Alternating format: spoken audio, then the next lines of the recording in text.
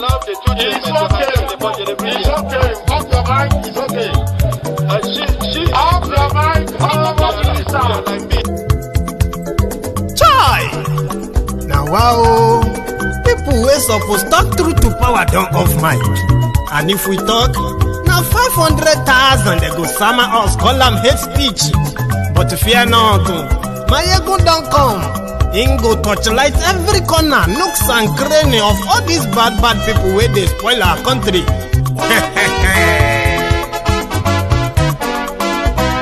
So my people make we loud, oh yo yo. Maiyegun don't come, oh yo yo. My people make we shout, oh yo yo. Maiyegun don't come, oh yo yo. Maiyegun don't come, man of the masses, oh yo yo. Maiyegun don't come, oh yo yo. Maiyegun diary politico, oh yo yo. Maiyegun don't come, oh yo yo. This one not the off in mind, oh yo yo. Maiyegun don't come, oh yo yo. Can in the touch like every corner, oh yo yo. Maiyegun don't come, oh yo yo. Okay, some people be they holla say they want the power. Chai, them be promise us say we go get light and power. Them hustle sote they can't get the power. But now they know they do anything with the power. Every day, dollar just they get the higher power over naira. See them talk say make we off mind, but thank God say Maiyegun don't come. So my people make you loud, oh yo yo. Maiyegun don't come, oh yo yo. My people make we shout, oh yo yo. Maiyegun don't come, oh yo yo. Maiyegun don't come, man of the masses, oh yo yo. Maiyegun don't come, oh yo yo. Maiyegun diary politico, oh yo yo. Maiyegun don't come, oh yo yo. This one not they off in mind, oh yo yo. Maiyegun don't come, oh yo yo. Person where they do evil, no one make person talk. Them say that Maiyegun, that man too they talk. He too they talk. Say Maiyegun diary, he they hot like pepper. But every day then they take money in bulk. Poor man picking, they the street they hawk. Still them talk say make we no talk. But thank God say Maiyegun don't come. So my people make you loud, oh yo yo. Maiyegun don't come, oh yo yo. My people make you.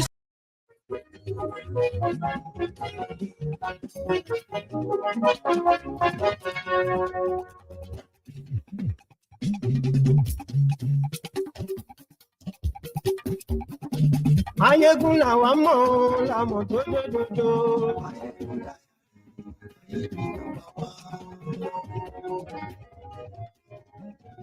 Maiyegun làwa mọ̀, làmọ̀ tó dodo. Maiyegun ti dé o, ọ̀rẹ́ ara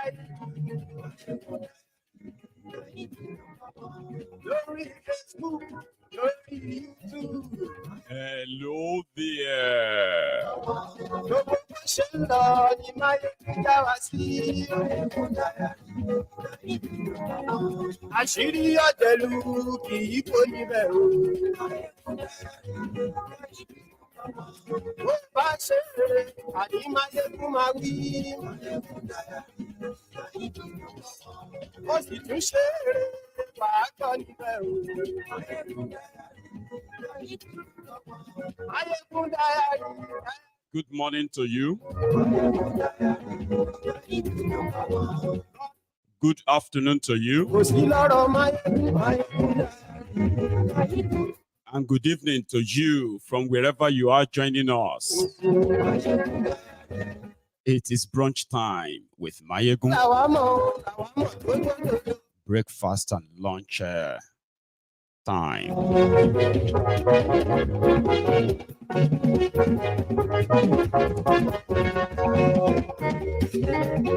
Thank you very much. If you can hear me loud and clear, please let me know. If you're having trouble with the audio, also let me know. Tell everyone, read beyond the caption. After reading the caption, read the description of this conversation as well. Share it to invite your friends, not so friendly friends, everyone that you think should see this.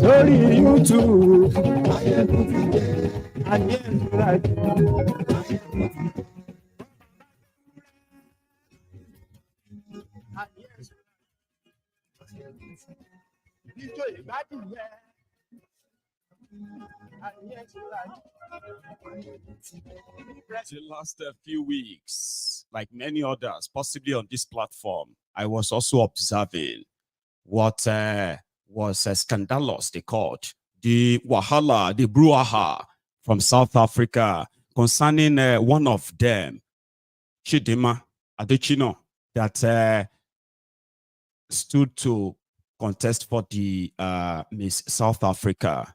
It sort of brought back the whole world, right? Xenophobia. But I was observing until the smoke was dying down and the Ronukus got involved. Share this.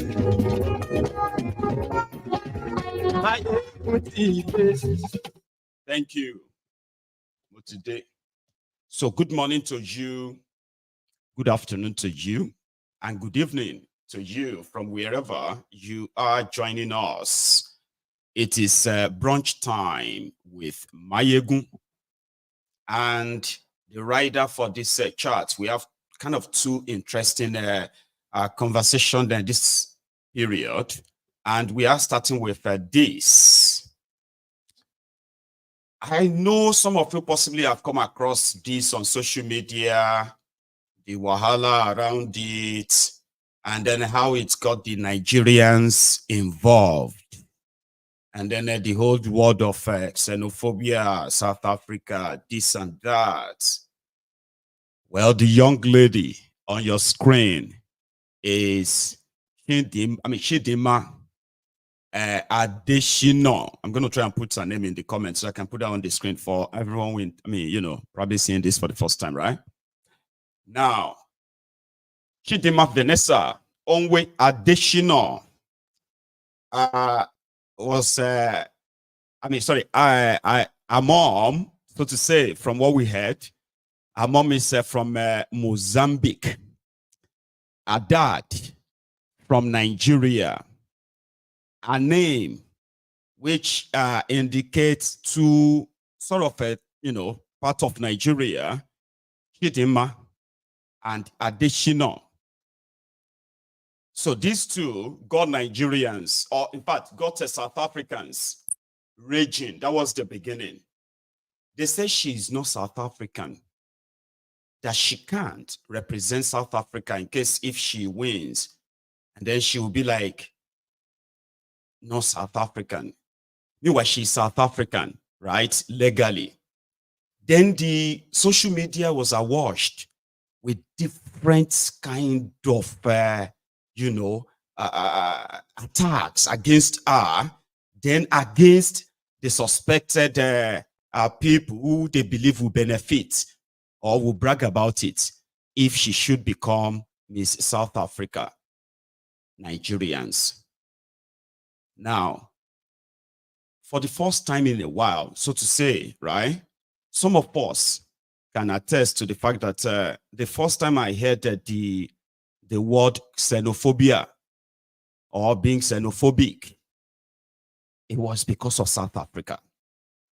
However, majority of us, I would say, in the know, majority of us would rather avoid South Africa. And for those who wants to go to South Africa, they probably will be specific where they want to go to or not. But Vanessa never identified as a Nigerian, okay, until they kind of had to uproot disclose her route and all of that. Not even much was given. All of this, right? It's not because she's not qualified, other than she has a Nigerian connection, and that's going to be an insult on the rest of the South Africans. We were watching. Some people just felt like, it's non-issue to them.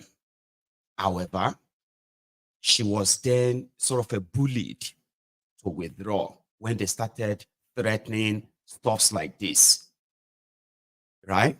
This time, it hasn't really gotten to Nigeria per se, right? It doesn't become Nigerian thing. So the South Africans who are so enraged about a Nigerian coming to come and take their crown, that is what, immigrants, that's what they do to them in South Africa, other African countries or other Africans.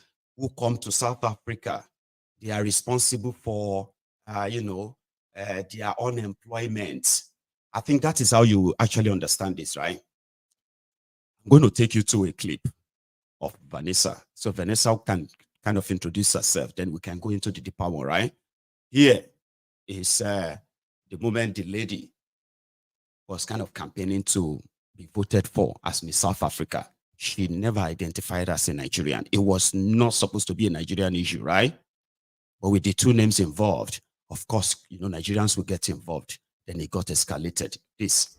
Hello, South Africa. My name is Chidimma Adetshina. I'm 23 years old, all the way from Cape Town.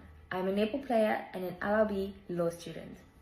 Violence against women and children still remains ubiquitous and unreported. The silence on violence against women and children has to be broken, and now is the time for us to take stronger measures to attend to the cries of our victims and to create a safer society for women and children to live in.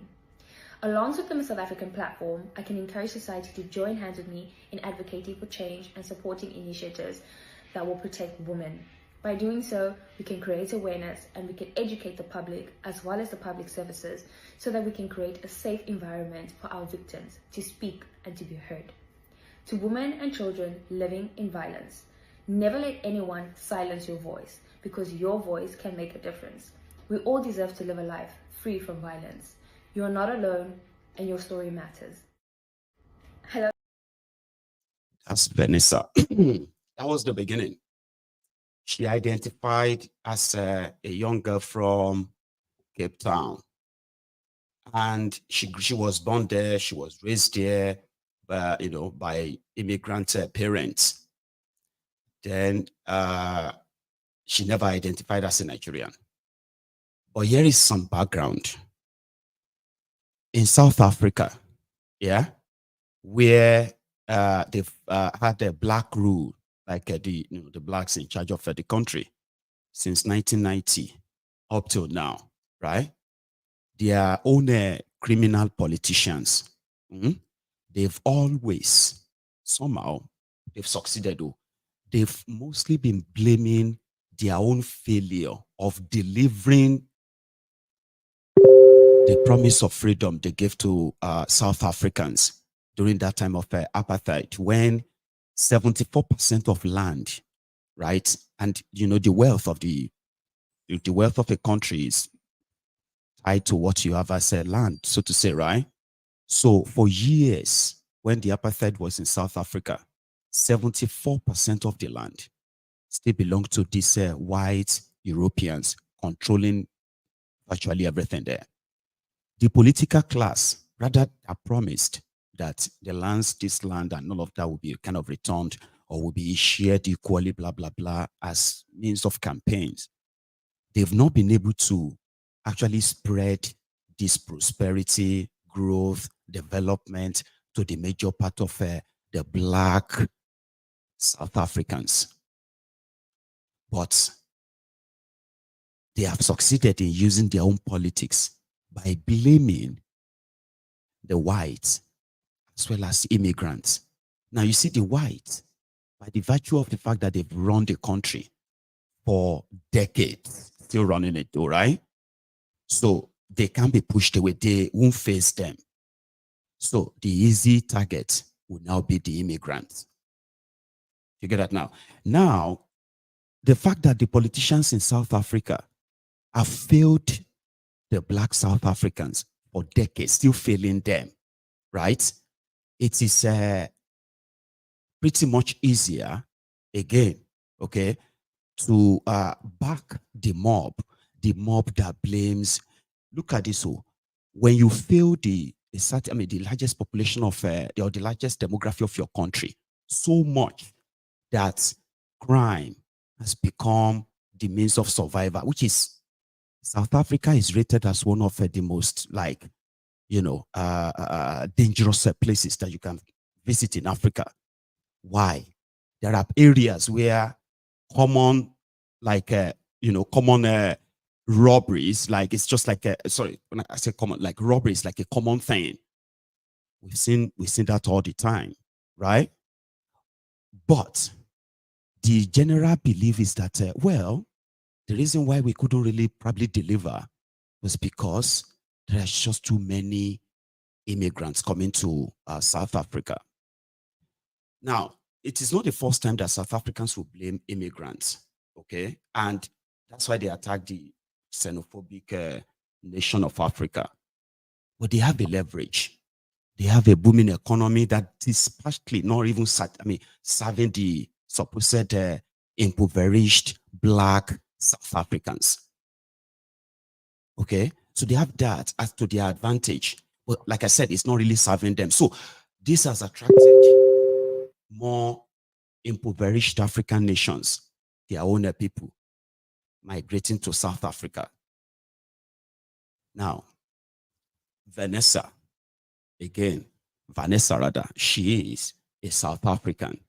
It wouldn't have been anything to do with Nigeria. But because of her, the same South Africans, right, just to show you the level of rage that was in them. Again, no, this was not supposed to be our issue. The South Africans were like on the same social media mobilizing themselves. So the moment the bullying got kind of overboard, right, the girl withdraws from the competition. These were their reactions. Immediately she, I was ready. And now I'm disappointed because they were going to start attacking immigrants. For a girl from Cape Town daring to contest to be Miss South Africa, right? So the immigrants and their businesses, which is the norm, are always the targets. So they were planning that, and since she won't let them have that, so they just kind of vent it on social media like, I had a plan, the fridge for stick, and I already had a list, we're ready, they were all ready to go on a free looting spree. And most of the shops they will loot, or businesses they will loot, right? They are mostly immigrant businesses. Again, this is their way. And Nigerians were kind of like, if it is not because the successive leadership in Nigeria, right, destroyed Nigeria with their corruption and greed. Nigeria, in the space of this apartheid, right, Nigeria was kind of harboring those who were fighting, the leaders of ANC and others who were fighting for the freedom of South Africans in South Africa. And it wasn't just like the leadership. Nigeria was actually investing in the future of that same South Africa by training their teachers, training their doctors, training their, giving them scholarships to come to Nigeria, funded by Nigeria at the time. It wasn't just Nigeria. There were so many, including Ghana. There were so many other African countries who were like, they made South Africa, freedom fight, their fight. But unfortunately, right, 30 years or so after, the people who helped South Africa to fight for freedom, right, they themselves are pretty much not really free, okay? So yeah, the poverty in South Africa is blamed on immigrants. Some said the immigrants brings in drugs. They are involved in human trafficking. They are involved in money laundering and all kinds of crimes that they can just name. Like South Africans are not involved. And wherever according to them, wherever South Africans are involved in any crime, you can notice that it is orchestrated by immigrants, they're Nigerians.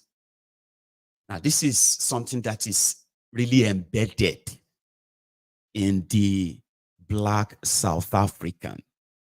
Like, it is kind of like a consensus.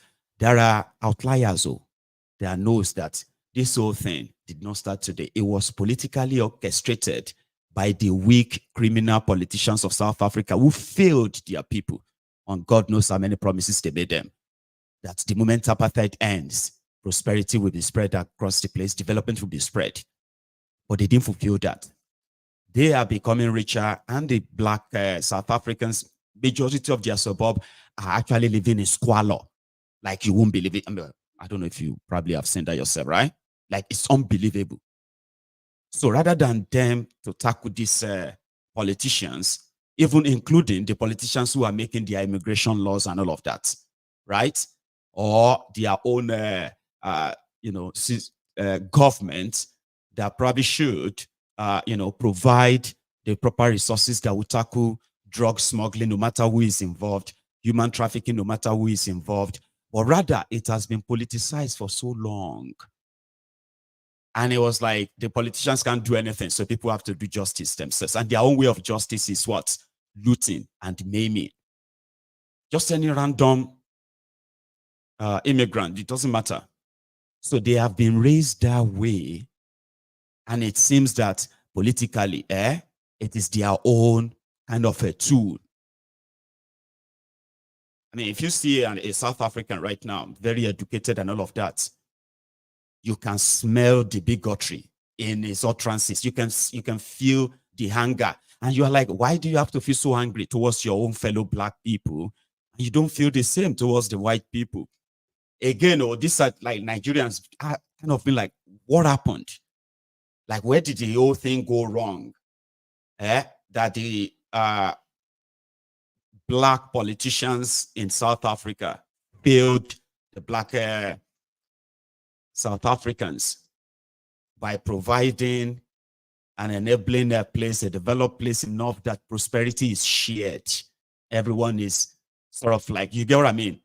But rather than face them with the same rage they have against immigrants, you get what I mean? Like, people were asking, but when you speak to any educated South African, you can feel it. And then you yourself will just be like, when did things go this bad that you will strongly defend the white Europeans in South Africa with all of the historical atrocities you faced and you're still facing, and you are not that enraged? Not that I want you to be that murderous and bloodshot, like angry, but I have seen the rage of South Africans against immigrants. And I'm like, what really what went wrong? Where did things actually go wrong that you begin to feel like, Again, some will tell you that, you won't blame them. Okay. So if they believe that that is how they kind of will preserve their own Zulu, South African, this or that, great. Sure, you get. But we have similar thing in Nigeria too. Maybe I talk and say, you have the immigrants, whether they are legal or illegal. An educated South African will say, there are so many illegal Africans coming to South Africa. And the same anger they have against a Nigerian is the same rage they have against a Zimbabwean or any other person from the southern part of Africa or East Africa, wherever at all. It is the same bloodshot. You are black, you are not South African. That means you are not us. You get that now? Like, you are not us. You are our problem. Somehow, they have their gaze on, like, then you're like, why don't you have that similar thing against the people who have done you so much wrong, right? Well, it is called xenophobia in South Africa. In Nigeria, we are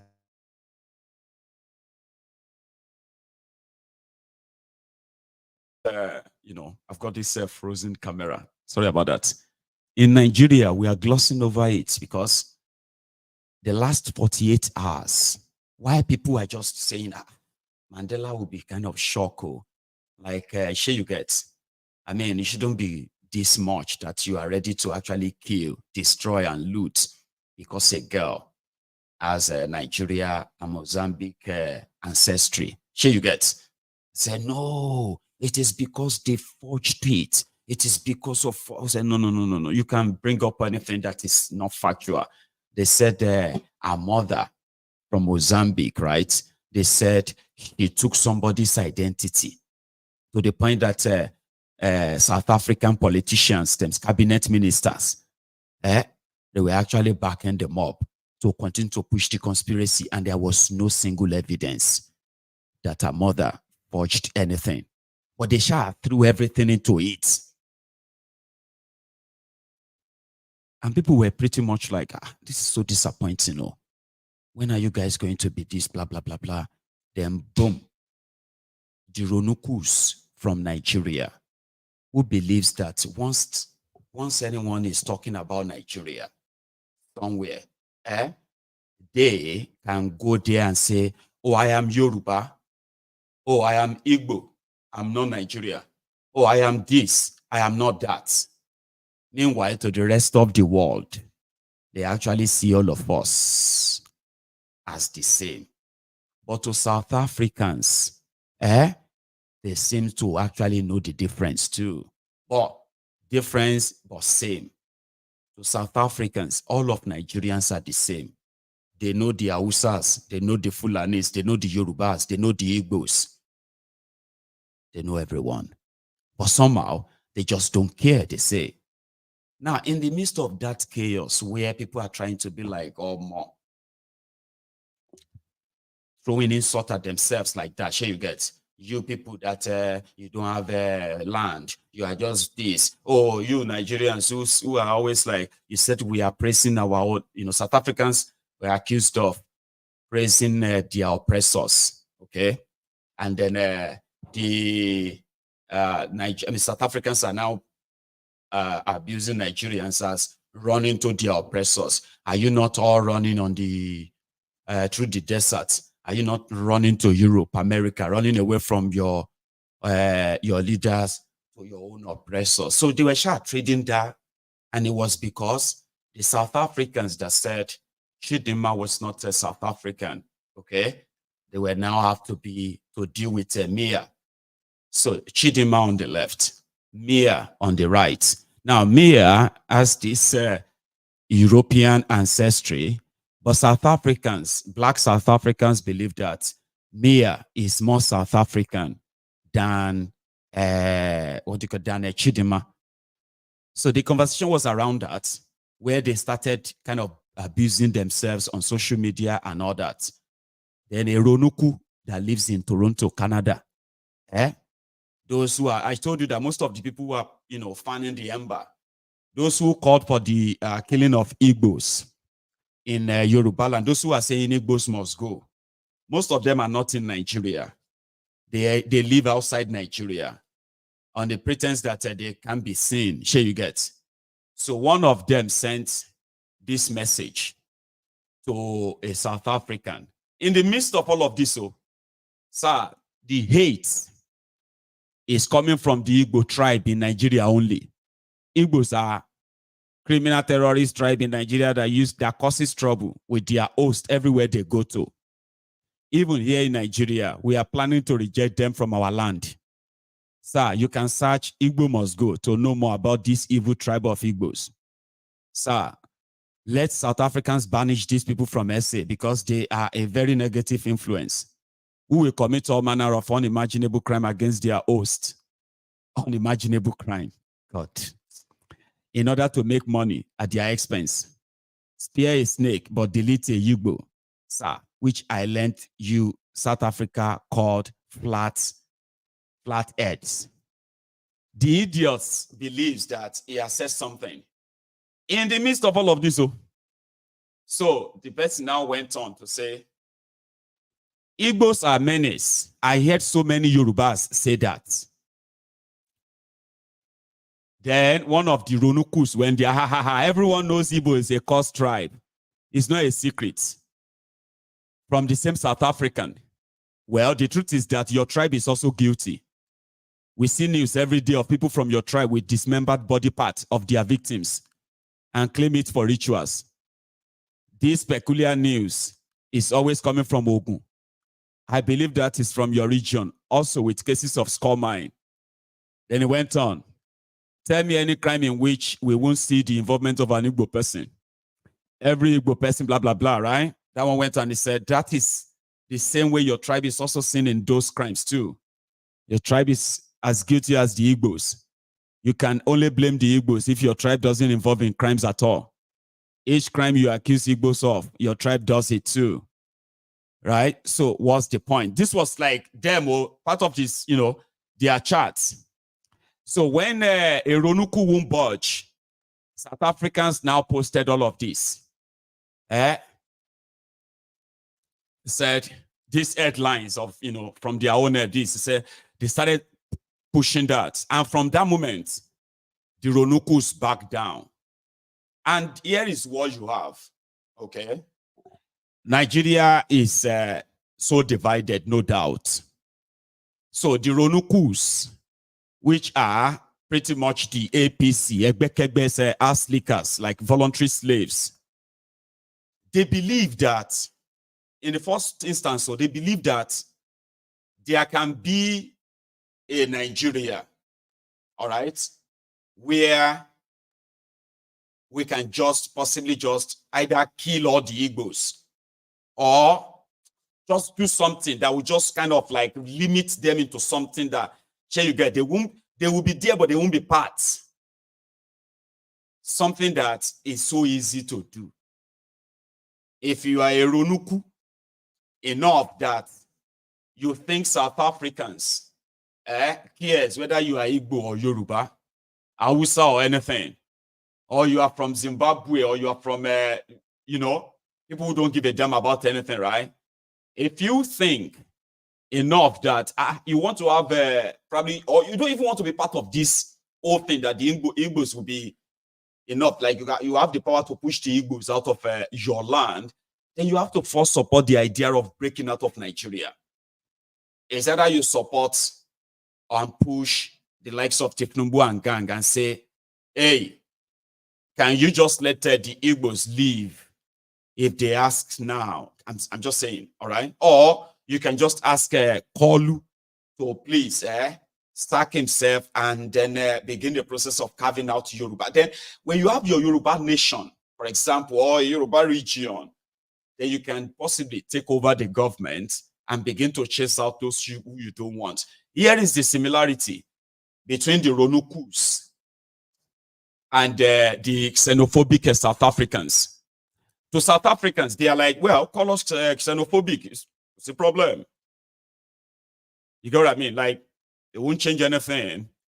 The fact that the immigrants will remain those, you know what I mean, will remain those who continue to blame for whatever it is that we are facing, either economically or otherwise.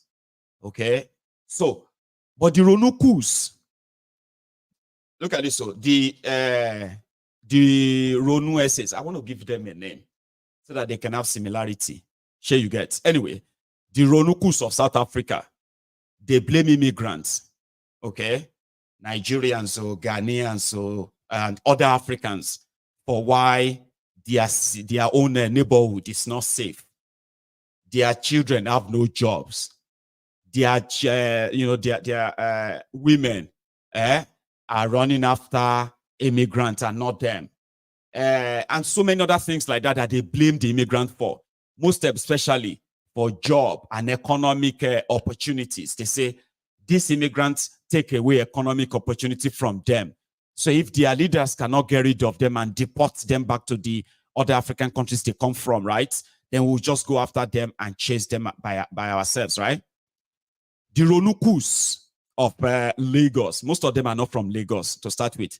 So you can't even say the Ronukus, they are not beyond, the Ronuk madness is not beyond Lagos space. There's no other place in Yoruba land that you'll find any reasonable gathering of Ronukus. Sure, you get now. So it's Lagos now. So we can't really, we can't really compare the size of the Ronu South Africans to Ronu of Lagos. But significantly, the stain they have become of that name of Yoruba land, for example, right, can make us appreciate their significance too, okay? Because here it is.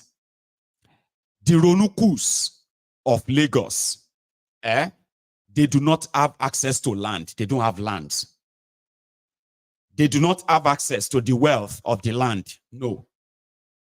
They do not have jobs. Ronukus have no businesses or nothing. Economic opportunities for most Ronukus is near zero. And each miserable Ronu or Ronunazi blames Igbo for why he is poor, why he has no house, why he has no job, why are the Igbos having this, why are the foreigners having all of this, but yet we don't have anything. Because that's the similarity. Have you listened to the Ronukus at all? They blame the Igbos for everything. They say Igbos commit horrible, horrible crime. Tell us the crimes. You don't know. They always want to tell us the crimes, please. Crimes like armed robbery, crimes like treasury looting, or what? That they are buying your lands, and a lot of you have become landless now, and you can't buy them back. That's the similarity, what I think. The people who have actually signed off your land, those who told you that some people are coming to collect your land, meanwhile, you don't have any land. It's like the story of John, right? John committed a suicide simply because somebody called and said John's girlfriend is pregnant. Sure, you get. And John is married. Yeah, John is married. And somebody just said, John, your girlfriend is pregnant. And John was in shock. He just jumped the 300 story. No, that's too much. Like 30 stories, 30 story building. Boom. As John was descending like that, John just remember that number one, he's married. He has no girlfriend. He's not even John. Sure, you get now. So that's pretty much it. Like to the Ronukus. The Ronukus are like, yes, the Igbos want to take our land. Yes, the Igbos are they are selling fake tablet to our people. Yes, they want to control our land. Yes, I say, but Baba, you don't even get land. And again, you don't even have money to buy any medication. Now go you the drink. But they said the Igbos are selling us fake drugs. You say, yes, they are killing our people. Baba, you get what I mean? Like, you don't even have anything. They want to take over our land. Baba, you don't even get land. Your papa no get land. Your mama no get land. You have nothing.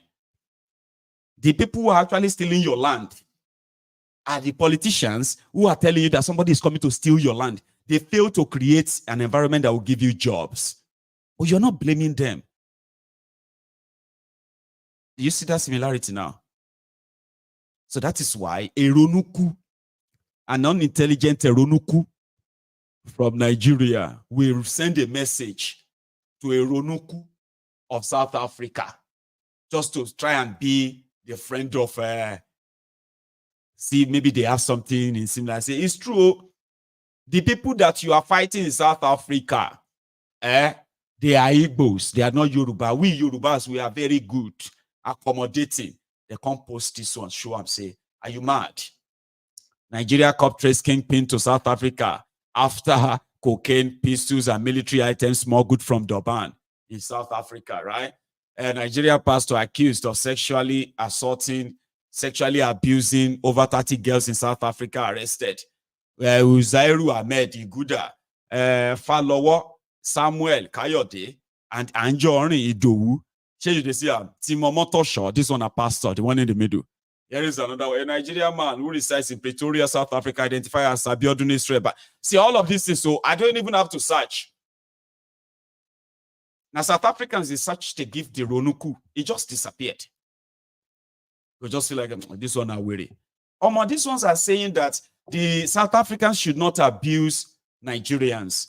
They should abuse Igbos on social media. And South Africans were like, okay, South Africans was like, if you said that the Igbos are the ones who are committing this, but your president is a drug dealer. Oh, like you can hear the 40-yard screamer. Like they didn't even say your president is Yoruba. They just said, but your president is a drug dealer. Because to them, according to them, the rest of the world will separate us. I said this before, right? Those of you, whether you support him or not, then you get harassed, you get profiled out there when you don't even get any business. Look at our people in UAE, Dubai. They are there doing their life, minding their business. Nigeria still flew there to go and affect them. Here you get. So the Ronukus who blame everybody for their miserable existence. They also call their fellow Yoruba Somoale, which means bastard. When this Omo cause, the real freeborn Yorubas rejected that drug dealer, that drug addict, Tifnumbu. The people that failed to create an enabling environment that will employ our own supposed jobless young people in Yoruba land. Rather than them do that, they are selling the Yoruba supposed their common patrimony. See, they are the ones who are selling your land to whoever is ready to give them cash now. Those who are ready to extract your mineral resources now. And that's what the South African says. They said, well, we may be worshiping that's what they said. They said, we may be worshiping our oppressors, but we are not invading other countries. That one, Ojamila Raje. Seriously. You know why? They are right. They are not, in fact, they say if you have a South African citizenship, you probably would travel to America, probably almost visa-free. I mean, well, I know that of the UK, almost visa-free. Do you get that now? When the rest of us who are supposed to come from a place that is the giant of Africa. So yeah, they are not rushing away from their countries. They believe that they are still staying there to fight, which is incredible. They said Nigerians run away. Nigerians, they said, they didn't say Yorubas, they didn't say Igbos, they didn't say this, but Ronuku will jump into it. And say, so you don't mind them. Now all these people, Nigerians are in different prisons all over the world for different kind of crimes. All the crimes that ordinarily, they would never be involved if you have a country, if you really have a country. So the people will not give you life. They want you to blame other people for it. You have no job right now. Some of our people, they went to bed last night. We're hungry. They are awake right now, still hungry. And the others who are like milking and stealing and looting everything from you, they are pointing the fingers elsewhere. Yes, they are. Right now, they are telling you that don't believe in anything anyone says to you. Here you get. Tifnumbu's reform is going to, but Tifnumbu's reform is going to send more people to countries like South Africa, no matter what you say to them. And we will still have more of our people. Whether not Yoruba or Igbo or Hausa, it doesn't matter, right? To them, you are a Nigerian, you are a foreigner. That's what they call everyone, foreigner. If you can't say you come from Nigeria, your own are double. So right now, people have said, I had this image. I don't know why I didn't put it on. So that explains South Africa very well for you. Okay, people will tell you, you see all this hatred, all this xenophobic or social media rage that you are witnessing, right? Where they carry out all these xenophobic attacks and are, burning and all of that. They are mostly the ghetto areas. So you get where people are more like downtrodden. You see, where you'll be asking yourself, why am I like this? And then somebody tells you, it's because of those people. If you can take them out, everything should be fine. And people are raised in that kind of, you get, see, if you go to some of, their own white dominated areas where you can actually be like, yeah, I think this is South Africa. The others is just like that ghetto where you can get killed anytime. You see the mob who lives in those ghettos and the rest of them, right? And those who hide behind this xenophobic wherever in the city, okay? You see those mobs there, they dare not take that same mob mentality, go after the people who have rationed the prosperity of the land, as they say. And those one says that, no, even if you give them the land, they will have nothing to do with it. They rather, in Koto, they will rather just take from what they don't work for. That's what the white says. Yeah, they are the ones who give them the tag lazy. So the South African black men are lazy, and they don't like that. And I'm actually agree. I'm just saying the wealth of the land is already so divided. 4%. Imagine all of you, the whole Nigeria. Imagine that only 4% of you have access to land that you can say, this is my land. This is my family land. You can be born in Abeokuta. But the entire Abeokuta, everywhere, probably you only see maybe 20 black people who are from Abeokuta who actually owns the land, that they have their property or anything.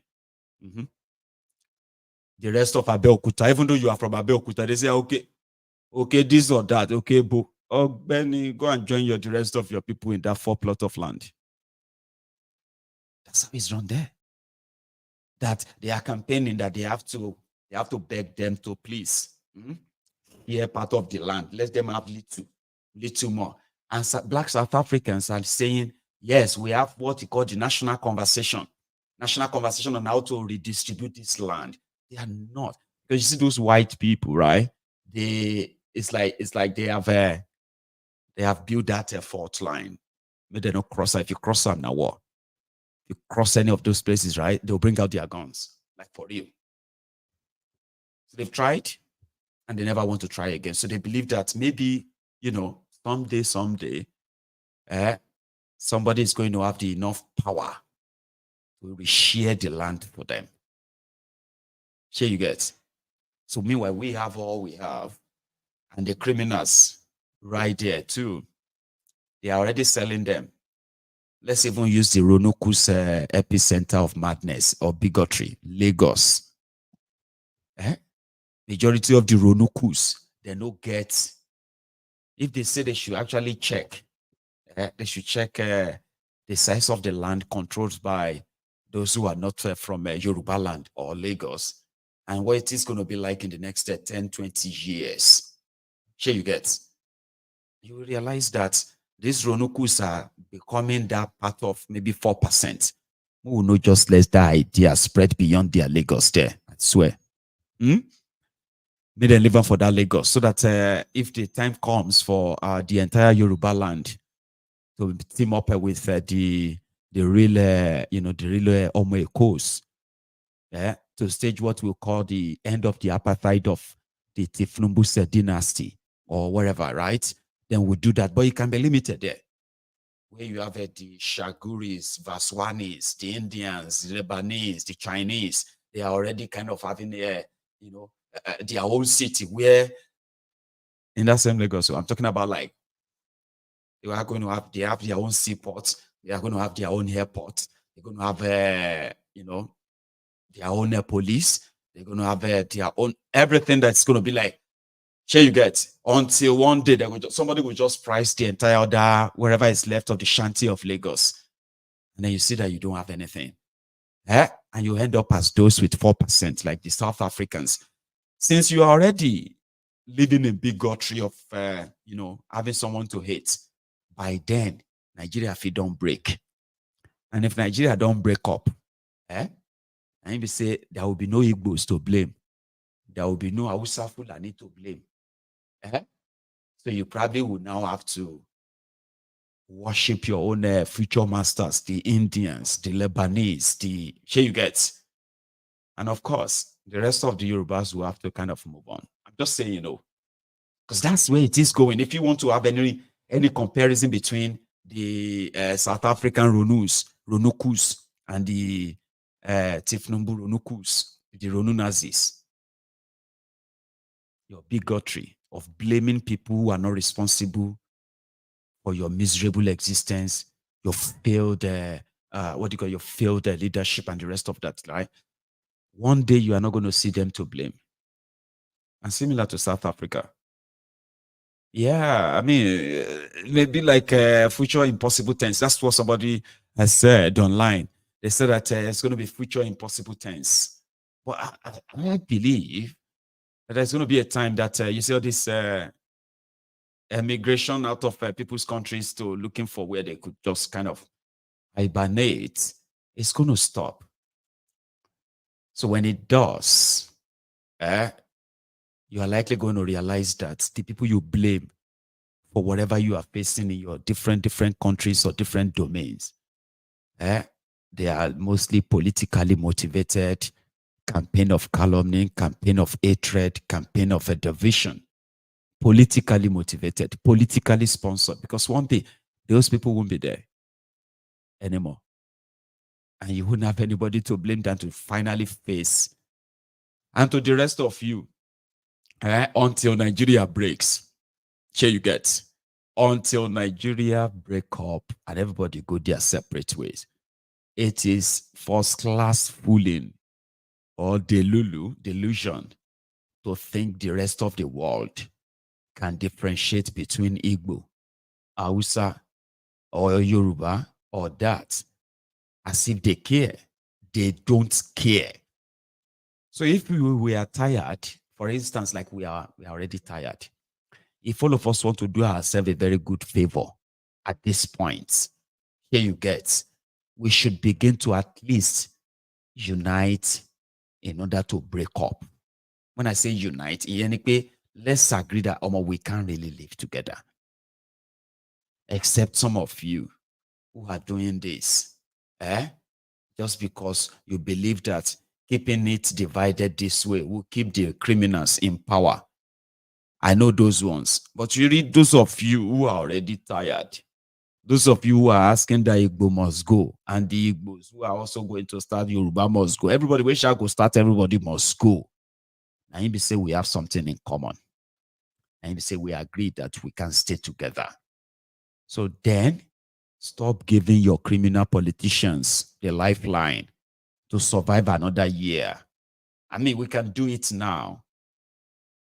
We shouldn't be afraid of doing it now. So that whenever South Africans, whenever they want to go after immigrants in the future, they can easily just say, these ones are the Yorubas. These ones are the Arewas. These ones are the Igbos or the Biafrans. Everybody can go with their own passports. What do you think? Because you can't have Nigeria without Igbos. Here you get, you can't. So you just have to have what? You just have to break it up. And then here you get. There's no way you can tell yourself. I mean, come on, even your criminal politicians are not divided when it comes to when it comes to their own interest. So if your interest is for, like, I can't live with the Igbos. But unfortunately, even those in this line of thought, right, they are mostly in the minority. I can vouch for that from my own part. I'm not going to say that they do not have sympathizers who prefer, messages like, if we don't have anything, let's blame these people. They are responsible for why we don't have that. And that's something also very significant too in this convo, okay? If we break up, people with this kind of mindset must never be allowed to get closer to power in any of the broken countries. I mean, in any of the Imagine new countries. They are dangerous people. You see, all it will take is just to begin to sow the seed. Sow the seed of, if they don't have the Igbos to blame, and they don't have the Hausa, or they don't have any other non-Yorubas to blame, they can easily pick on any weak, or any lesser group or so from the union, and then target them, and then make that spread, make a political, political advantage out of that. So they must not be allowed to have access to power, because people like that, they will rather flourish in chaos, division, and that's exactly what the people who are breeding those South Africans, that's exactly what they are breeding. Where the media black folks, they tell them about the problems they are facing, that is making it impossible for them to change their lives. But they go on and then to make more money themselves. The lands they promise their people, they become the part owners of that. Okay? When you look at their politicians, most of them are landowners. I'm talking about hectares of land in South Africa. And these were lands given to, this their land though. I'm not saying it's not, but these are the lands they managed to get back from after the end of the apartheid. It's not even redistributed per se to the majority of the folks. But the folks don't, they know, somehow they do, but they just feel like it's probably not their fault that they can't give them back what they promised them. So it's similar in the Ronukus. Our children are out of school. Yeah, our educated children, they are leaving the country because we can't provide for them. Some of them are ending up in the desert, in the Mediterranean Sea, trying to escape from Nigeria because we can't provide for them. So those ones who are stuck there, who can't really escape, they have no answer to their questions of why are we like this? Why are we poor? Why can't we take care of ourselves? Why can we not afford why is it hard for us to afford this or that? But the criminal politicians who are like milking them, they are the same people telling them that they should be careful of this and careful of that. They are very dangerous. They are the ones who always bring their children to your schools. That is why your children are unable to get admitted. The reason why school fees is higher is because all these non-Yorubas, they are bringing their children from all over the place, bringing them to our schools. That is why school is expensive. So they blame them, not, they blame them, not themselves. On the other hand, they celebrate and say, yeah, we made so much money from the people who come to invest in our land. We have made so much money, but the money they make is from taxing those people and not providing anything back. So this is the scenario. Like, you look at the politicians, and the politicians are there responsible for your problems, right? And then you somehow feels like the same politician pointing fingers and raising, pointing fingers at the people who are pretty much like yourself, trying to figure it out, trying to kind of break even. Then they make them targets. And then you gain more Zeus and say, the reason why I don't have a job is because there are Igbos in my place. The reason why I don't have access to medical care is because there is this non-Yorubas in my state. Because the politician said that. And that's all they need. So yeah, you'll get to that stage. Here is another one though. David Hundeyin shared something with us recently. But it all started from, okay, in fact, hang on. I think I left something out. You see, this Ronukus, why I said they should never be allowed. And then when Nigeria finally break up, right? The Ronukus must not be allowed anywhere near power. See, they drew a chart. This is how they think, okay? So they believe that if you have if your mom is Yoruba and your dad is not Yoruba, you are a contaminated blood. If your dad is Yoruba and your mom is not Yoruba, wherever your mom comes from, you are a contaminated blood. And to them, a contaminated blood is a blood that would never care for Yoruba land and Yoruba people. So to the families who have, inter-ethnic, inter-tribal marriages, right? All of these Ronukus decided to tag them as those to be called second class, fourth class, fifth class. Baba. These guys have 18th class. Imagine you checking your list where this these fascists are in power, and they say by the ancestral description, no, you are 18th or 18th class citizen. Like you just ask yourself, what the hell this mean? What does this mean? Majority of them, they are just bunch of agberos, illiterates. Even if you think they are lettered, they are still pretty much illiterates as well, right? So they are out there pushing the bigotry that only, right, flourishes the criminal political class that keeps people wara. No real investment in the people. Here you get.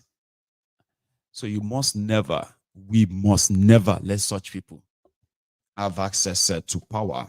And they are mostly in minority, I have to say. They are mostly in minority.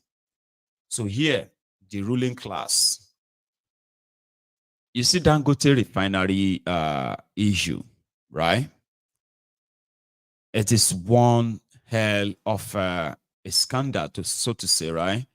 And those involved, you could easily just say, if Nigeria was a country, that would be some level of treason against Nigeria. But it won't be the first time, though, right? But Nigeria is not a real place.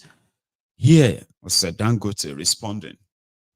Okay, Dangote responding to one presser or one kind of publication from the Nigeria. They call them, what's that called again?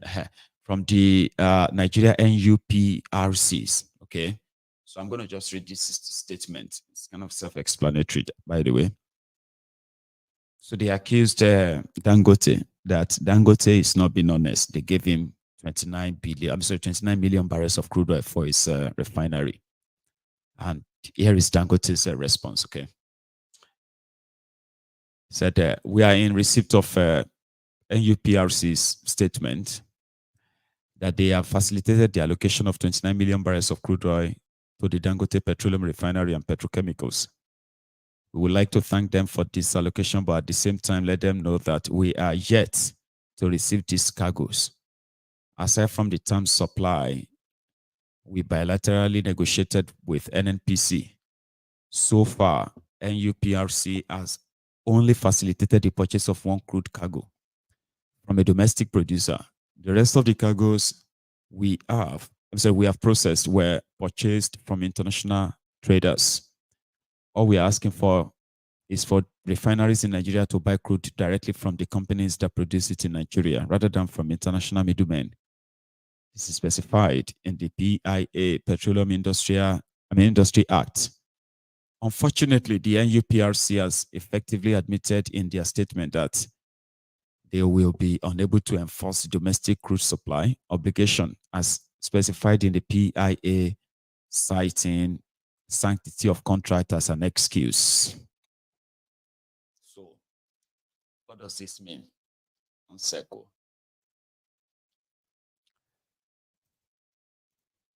David Hundeyin released some expose a few days ago. And David's expose is just to further kind of expose, or should I say, explain more to us what Dangote Refinery is actually facing if it should by any means become a fully operational. Okay, so according to David, right, there's something I'm going to put on your screen now, just partly. Okay, just few things I want to quote there too, right? So let's see. Now, according to David, a few days ago, he said he was contacted by, he mentioned, where he was asked if he, if he could help them, right, to write some, publication against Dangote Refinery, because Dangote Refinery, if it should become operational in Nigeria, okay, that simply means that whatever it is that Nigeria is spending on importing fuel, it has become a racket enough that Dangote Refinery is going to obstruct that. You know what I mean? Like, it's going to obstruct that, and they can't let that happen, because that automatically means that businesses in Europe, where they, or all these places, where, especially Europe, where they go on to buy all these, where they always do all this, their importation, okay, that most of them would have to sort of fold up, including, because most of these places were indeed even owned by Nigerians, people of the NNPC and stock, right? So I don't know if you have come across this write-up. If you go onto David Hundeyin's platform, you will see that. Now, what they wanted him to do for them, according to him, was that, David is known. And most of the time, David happened to be one of those who did some, series on Dangote Refinery. And it's mostly because of this political attachment to it, which we also pointed out from here. Nigeria took nearly $10 billion of Nigeria money and gave it to Dangote on this same refinery. So shady enough that they lied to Nigerians that 20% of Dangote Refinery is now for Nigeria. Now they said it's 7.5%, whatever it is as we speak. Then they started giving us dates. Remember, we've had about 5 different dates when Dangote Refinery will start work, right? And it never did. So all of this were just like, say, if you won't start, if this is really for Nigerians, right? Then let it start work and let it start serving. Because the primary purpose then was that if you have a Dangote Refinery, Nigerian government said they signed a deal with the oil, oil producers or so in Nigeria, those one who are extracting, the oil companies, right? That they were going to give Dangote and other local refineries, they were going to give them about 800,000 barrels of crude oil a day. That's like about 26, 27 million barrels in a month, right? Of crude oil. And Dangote and Co, they are going to pay in Naira. Nigeria will stop importation of fuel. And from that, subsidy will be gone, and the local consumption will be kind of filled up by Dangote. So Bukwari's government, Bukwari's regime, wanted to make it like it is their project. So they started giving launch day. It's going to start work tomorrow. It's going to start work on Sunday. It's going to, that stuff. And for 3 straight years, they even went on to commission it last year, May, when it wasn't ready. So all these pieces were done at the time by so many of us who continue to say, why are you giving dates that's not going to work? We want this to work if indeed, at least if somebody is going to say, somebody is making the money from the crude oil, this or that. I mean, let it be somebody who is creating the jobs, right? And possibly improving the economy in that regard. At least you won't need the Forex. You won't need to go and change dollars before you get a Dangote's petrol. I'm just saying. So we were interested. Let's see what you have. So we said that Dangote Refinery will not even start fully operational until 2028. That's a long time. That makes it look like, if it's not fully operational, then it can be partial. They say it's partially operational. A partial operation can still feed Nigerian market with more than 10 million liters of petrol, 10 million liters of diesel. That's something. But that simply means if Dangote Refinery should go live, like, should have other markets, those who are importing fuel from abroad will not only just stop, all those refineries abroad that they take Nigerian crude oil to, all right, and then bring you the finished product, most of them would have to fold up. So they invited David Hundeyin and said that if he can help them write article to explain it to the rest of the world and his audience that this Dangote refinery is dangerous for Nigeria. It's going to make the rest of the Western world to become hostile to Nigeria because there are business interests. He said Dangote refinery is going to stop investors from coming to Nigeria, this and that. So they wanted David to help them spread that. And also, the refinery is overpriced. Stuff that is damaging that they can push as part of others. There are other people that they are already inviting, or in fact invited to some of these forums, some of these gatherings abroad to go and talk more about why Nigeria should try and cut down on the use of what do you call it? They call that in gas emission. What do you call that in again? For their climate change, blah blah blah. So they were like inviting journalists, they're inviting columnists and the rest of them to come around. All of these people, they were offering them, Baba, David Hundeyin was offered 800,000 naira to just help them write that. So they can put his name on it and say, if David Hundeyin says, then it must be true.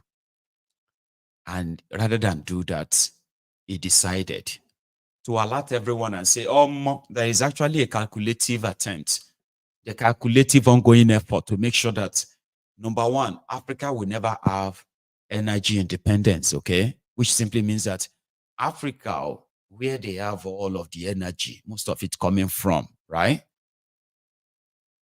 And yet they cannot 100% refine their own crude, supply their own markets, or create their own markets within that same West African region. Look at it this way. When the South Africa started, resumed this their madness, right?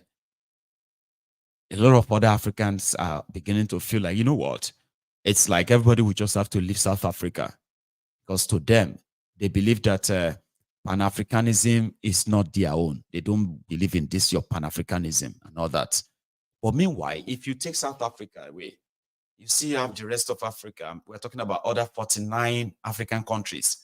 And do you know the population of that 49 African countries? That's over 1.2 billion, 1.2 billion human beings. That's more than the population of, is that India? Oh, well, maybe thought to India and China. That's a huge one. And with all of that resources around, energy independence, where, when it comes to like, all of the energy, like the gas and all of that you need across Africa, they are made in Africa. And they are like, you know what I mean? Like in the African way and all that. 1.2 billion people, that's prosperity there.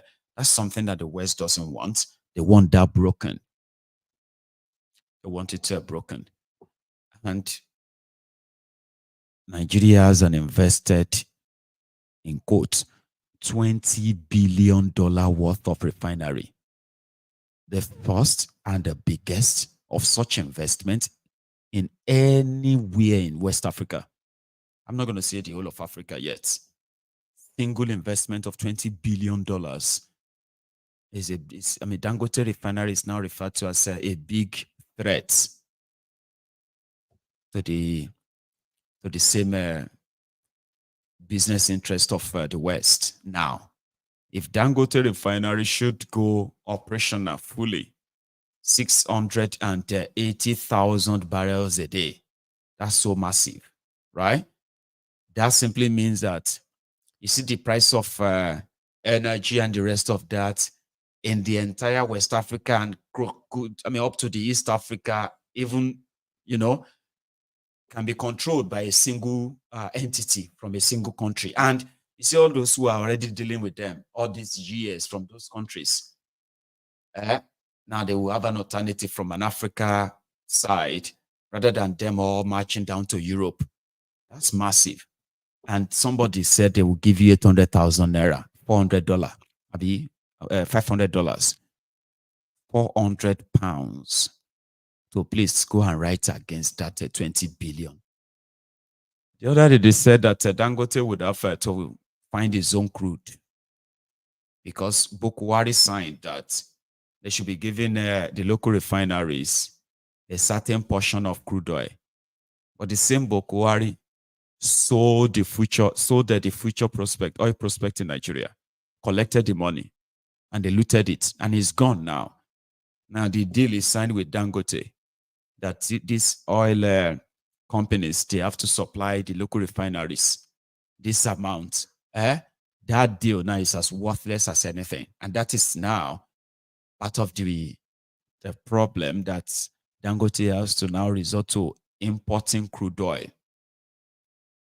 Tifnumbu, who is the president after Bukwari, he has a business in Malta, a refinery, which grew from 0 imports in 2023 January.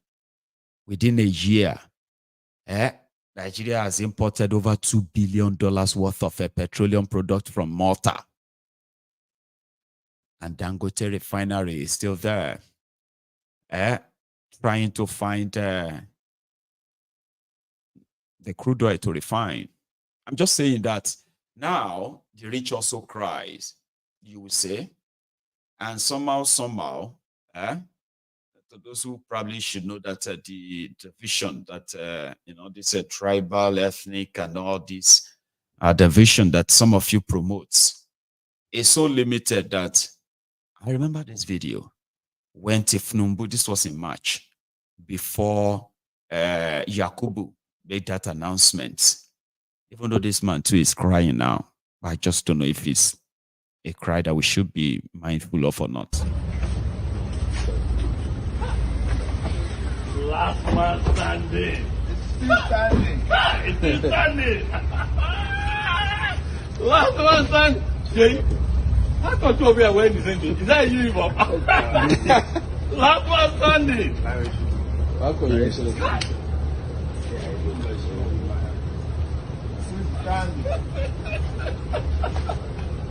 This man, 10 lives.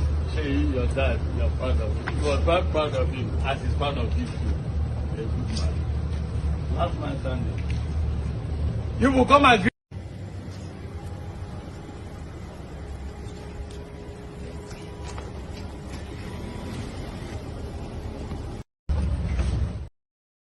He was the guy that usually helped them to borrow money, and he will collect his own 5% and all of that.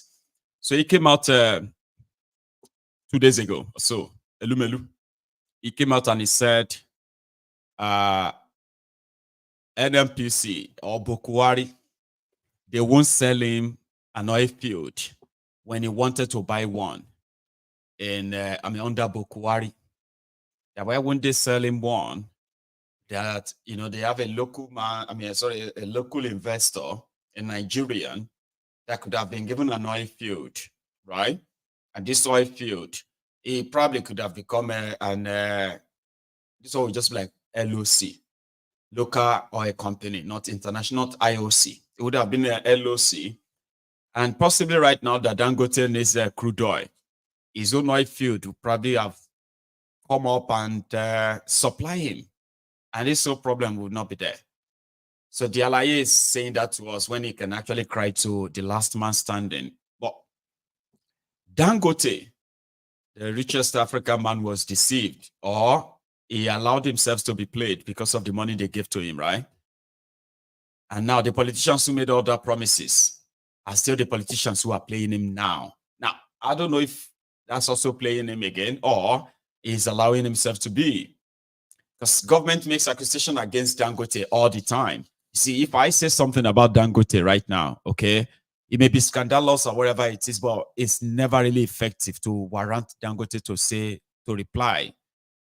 But when you have the government who are supposed to be speaking for you, the government that should be kind of feel like, we have to protect this guy. We have to protect this guy. But the fraud runs so deep that sometimes you feel like, man, should you ask Nigerians to fight for this guy? Or you should just let them fight themselves? Because here is something. There is an international conspiracy against him, and it is already established. It's been established. Okay? There's possibility that you are going to read horrible things about the refinery. From now on, scrutinize what they say, scrutinize what they write. So if they try to make David write something and he came out to say, oh, there are those who are willing and ready to always speak on behalf of this imperialist, okay, that we never want anything that is going to make Africa actually really independent of anything, even if you want to try. You see, when we talk about the looters, and they take their loot, the Western world, they are comfortable with the looters looting money from their people and banking the money in their countries, right? Just take it out of your economy. They are okay with that. But if there's any chance that you decided to actually, whether you're stolen loot or you decide to create wealth that is not meant to be exported out of Africa, you are likely going to be working against the established interests of some of this Western world. And by so doing, they will need other Africans like yourself to do the job for them. So we will need to scrutinize some of these things that may be coming out from now on. And it's important. That's what I pick out from what David shared with us. 800,000 naira, not even a million naira, not even 10 million naira. 800,000 naira, 400 pounds. Go and say all these things because we need to save the businesses. We need to save the refineries in Europe. We have to save jobs in Europe. If Dangote Refinery should become operational fully, there will be joblessness across all these places. Businesses would have to fold up. We can't let that happen. Take these 400 pounds. Go and help us go write something. But what are we going to say? What should we say? Tifnumbu, say Ohando. They have already bought what's that called again? You remember that OPL 250 be something. OPL 150 be OPL 250. That controversial OPL that Don Etete and Co. You remember that Ali Botin, Don Etete, and the rest of those scandalous. You remember? Tinubu don't buy ammo. In case if some of you have forgotten, yeah, they've transferred the ownership. If Nigeria government has withdrawn the case. And right now, Tinubu don't buy them. Oando don't buy that oil field inside ocean. Here you get. Anyway, they have their own refinery in Malta. Okay, where now Nigeria NNPC is taking supply of finished products. In 1 year alone, from $0, Nigeria has spent over $2 billion to Malta. So you see, so in Dangote's Wahala is multifaceted. And according to him, he actually said it publicly too. He said, most of his friends are now mocking him. They are laughing at him. What was he thinking? That he wanted to build a refinery. So now we have others. Even David was like, Elmo, Nigerians, you better rise and try and protect this guy. Or else, na museum, you will not go take that refinery duo. That is, everybody will just go there and take pictures. Here you go. Because apart from the fact that the president of Nigeria, who has already captured the oil industry for himself, and with time, it is either they force him to sell that refinery, or it's just going to probably just be there until Tifnumbu is no longer in power. So that's kind of much, if you ask me. Because I don't know if I should ask you to go and fight for who, Dangote, or what. But it's always good for you to be in the know. So I got that. So Elumelu, probably too, who is raising an alarm, he himself should probably talk to Kolu rather than us. Anyway, the whole thing is this. Okay. If you personally who believe in still believe in this contraption, right? want to stop being the victim of what they decide from that contraption as it is, Nigeria, it is ideal for you to join hands with others like you, okay, to end that establishment. Don't worry. If you don't know how to, we'll get to teach you how to. The first part is to first stop defending any of these rogues. I have kind of looked through all kind of bigotry, whether not from South Africa, whether not from other Africa, or whether it's those of you, the Ronukus of Lagos. So I have seen that majority of all of it, they are just emotionally built up hatred that no single person can really logically explain. Why do you harbor so much hatred? Why? A lot of you make up a lot of nonsense to back it up. But when you pay attention very well, it is all coming from the frustration, the disappointment that you are, or that the system has made all of you. And rather than you face that system, you will face any other weak group or any group that you can profile just to make yourself feel better. Here is it. Here is something. You will never feel better. And you see, all this marginalization, all of this inequality, all these things, they will never go away just because you make anybody a target. So if you feel like you deserve better in that contraption, what you have to know is that those who are responsible for it can no longer continue to enjoy the liberty of, not being called out or not actually being held responsible. It's almost time. It's time anyway. So I'll leave it at that. Thank you so much, thank you so much for joining me this afternoon. Okay. We started late, but I hope we can start early later this evening, right? So I went on for a bit of rest. I think I'm still resting, right? I'm all right. I just kind of needed that longer rest. I will see you later this evening, okay? Enjoy the rest of your afternoon. Good afternoon.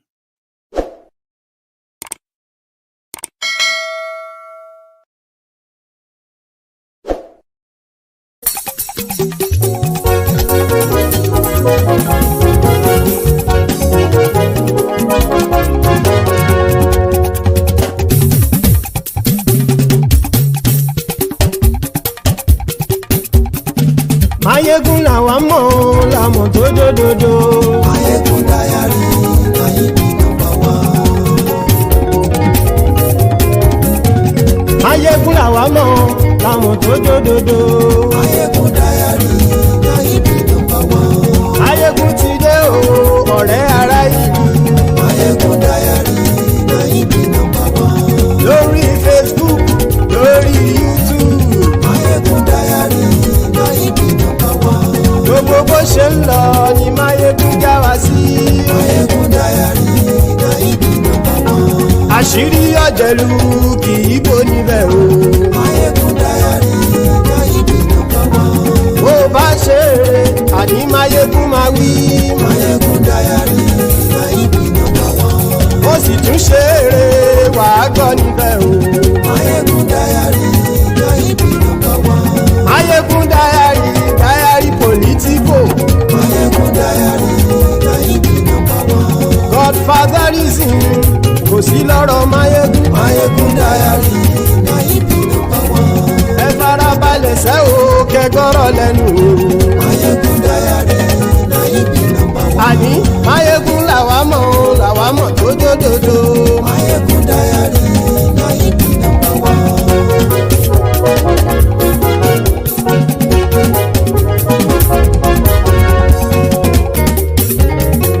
Àní ẹ̀sùn rákì. Maiyegun ti dé.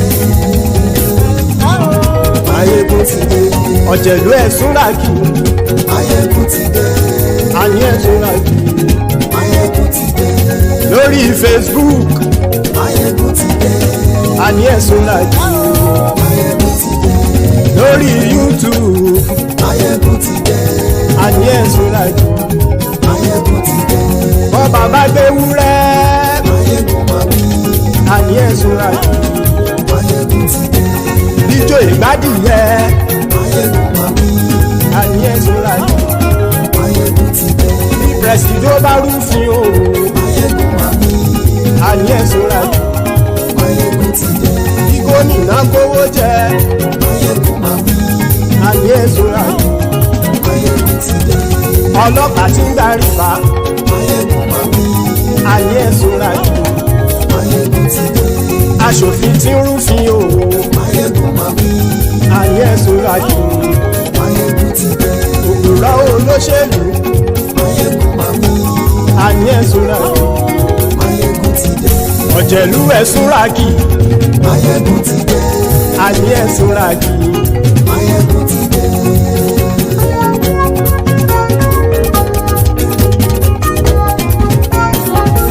Maiyegun ti dé.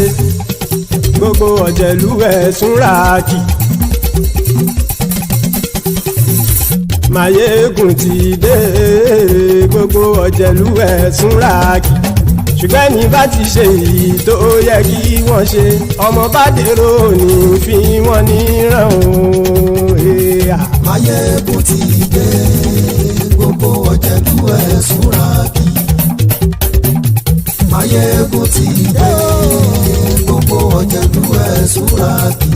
Ṣùgbọ́n ní bá ti ṣe èyí tó yẹ kí wọ́n ṣe, ọmọ bá dèrò ní fi wọ́n níran. Wọ́n fowó bẹ́ẹ̀ o, Maiyegun ó sọ pé wọ́n ò fẹ́ bẹ̀. Wọ́n fowó bẹ́ẹ̀, Maiyegun ó sọ pé wọ́n ò fẹ́ bẹ̀. Oníkan ṣáàtì ṣe èyí tó yẹ kí wọ́n ṣe, fáwọn ará ìlú tó gbé wọn débẹ̀ o. Maiyegun ti dé. Gbogbo ọ̀jẹ̀lú ẹ̀sùn ràkì. Maiyegun ti dé. Gbogbo ọ̀jẹ̀lú ẹ̀sùn ràkì. Ṣùgbọ́n ní má ti ṣe yìí tó yẹ kí wọ́n ṣe, ọmọ bá dẹ́rọ̀ ò ní fi wọ́n níran. Ha! Kì máa yí ṣeré, ọ̀rọ̀ yìí kì í ṣẹ̀fẹ̀. Kì máa yí ṣeré, ọ̀rọ̀ yìí kì í ṣẹ̀fẹ̀. Ẹni bá ti lè lẹ́bọ̀ lẹ́rù o, ọmọ bá dèrò kàṣàyè tú wọn síta. Maiyegun ti dé. Gbogbo ọ̀jẹ̀lú ẹ̀sùn ràkì. Maiyegun ti dé. Gbogbo ọ̀jẹ̀lú ẹ̀sùn ràkì. Ṣùgbọ́n ní bá ti ṣe yìí tó yẹ kí wọ́n ṣe, ọmọ bá dẹ́rọ̀ ò ní fi wọ́n níran. Tẹnitẹni ọmọ Maiyegun ọ̀rẹ́ ara ìlú mọ̀mọ́ ni mo fọlọ́hún sọ ẹ̀ bá kìlẹ́bù. Lóòótọ́ olódodo ìlú ọ̀tá ìlú mọ̀mọ́ ni ìwọ ṣá máa ń ṣọ́ra kò sì mọ́ bẹ̀rù. Bọ́tà ń lè rí bóníṣègùn lé káwọn mọ̀mọ́ fi ṣera wọn ni ó ti dẹrùn tí wọn ò gbọ́dọ̀ sì mọ́ bẹ̀. Èèpo ọ̀bọ lọmọ bá dérò tàjẹ́ ò gbọ́dọ̀ jẹ́, ó ti dọba lórí abínú ẹni kò sì mọ́ fòyà. Àìsíwọ̀lú ní ẹnìkẹ́ ìgbódì ẹyin lábàrá o, ó kó ẹni tó bá dán o àkàmù. Maiyegun ti dé. Gbogbo ọ̀jẹ̀lú ẹ̀sùn ràkì. Maiyegun ti dé. Gbogbo ọ̀jẹ̀lú ẹ̀sùn ràkì o. Ẹni bá ti ṣe yìí tó yẹ kí wọ́n ṣe, ọmọ bá dèrò òní fi wọ́n níran o. Maiyegun ti dé. Gbogbo ọ̀jẹ̀lú ẹ̀sùn ràkì. Maiyegun ti dé. Gbogbo ọ̀jẹ̀lú ẹ̀sùn ràkì. Ṣùgbọ́n ní bá ti ṣe yìí tó yẹ kí wọ́n ṣe, ọmọ bá dẹ́rọ̀ ò ní fi wọ́n níran.